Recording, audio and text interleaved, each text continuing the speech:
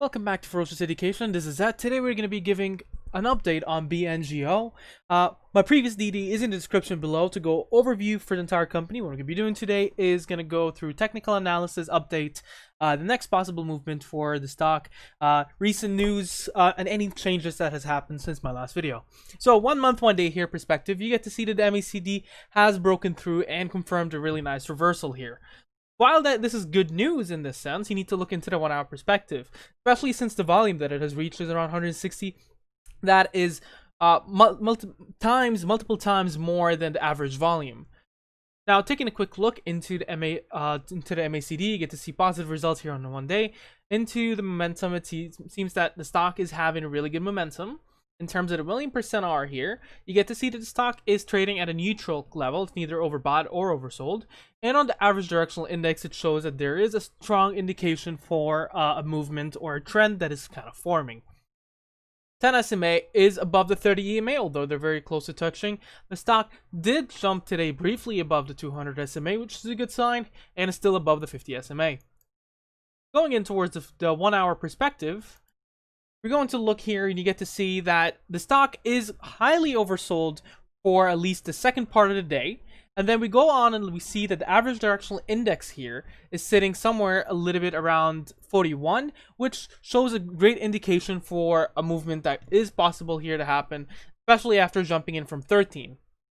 In terms of the MACD here, you get to see that there has been a little bit of a reversal here midday where it actually went towards a downtrend. And you get to see that the unbalanced volume basically went back to where it was on the day before. And what could be is everyone who buys somewhere around here kind of sold their shares a little bit earlier on and just went down. The stock price is under the VWAP. It is under the trading action zone where reversals are likely. So that's a little bit of a dangerous sign to be there. And the stock is still above the 50 SMA and the 200 SMA on the 1 hour scale. Now, what we're going to be doing is try to identify where the current supports are and what is the possible action for the stock.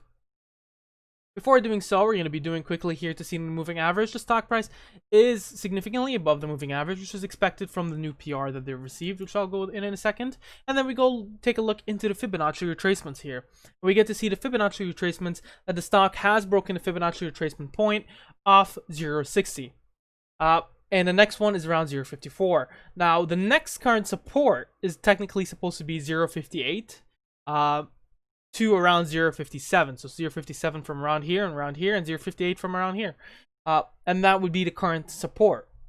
In terms of resistances, the next resistance would be 0.62. And you see there's a lot of room to grow here. Now, what would I do if I actually bought somewhere around here? I'll definitely consider waiting on and try to see what happens during the next day and see if it tests that 0.57 to 0.58 support. And if it does test it and it breaks down a little, I'll definitely sell. Not that I wouldn't buy it at a cheaper level just because of the news that just came in, as well as my previous DD, but just basically to trade it on that kind of scale. Now, going in towards news-wise, and this is kind of showing in right now on my screen, you get to see that one of their news here has come quite positive.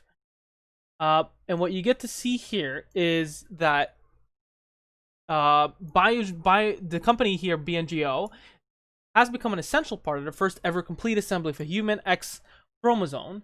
And they basically are considered for gold standard. Their product is considered, and their data is considered as a gold standard for structural accuracy. Now, that's very significant, not just because it's a good PR, for instance, but it kind of tells me that there's probably going to be interest, maybe further interest from institutions for this company. Possible new PRs, could be extended research, it could be other kind of researchers that would be considering this product as well for their own research, and then that kind of creates positive catalysts. Now, if you would like to look into a more extensive look into the company, you'll find it down in my description where I put the link for the next video, my previous video. Let me know what you think about this ticker. Mention it down in the comments below. Share, subscribe, and like, and you have a wonderful day.